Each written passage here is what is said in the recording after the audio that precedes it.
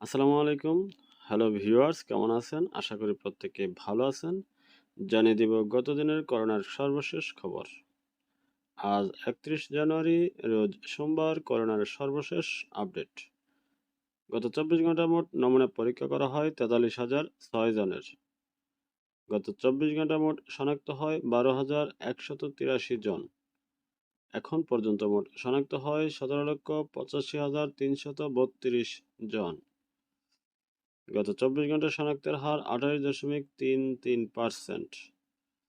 গত ২৪ ঘন্টা মোট সুস্থ হয়েছে ২,১৬৭ জন। এখন পর্যন্ত মোট সুস্থ হয়েছে ১৫,৬৫,৬৪৫ জন। গত ২৪ ঘন্টায় মোট মৃত্যুবরণ করে ৩৪ জন।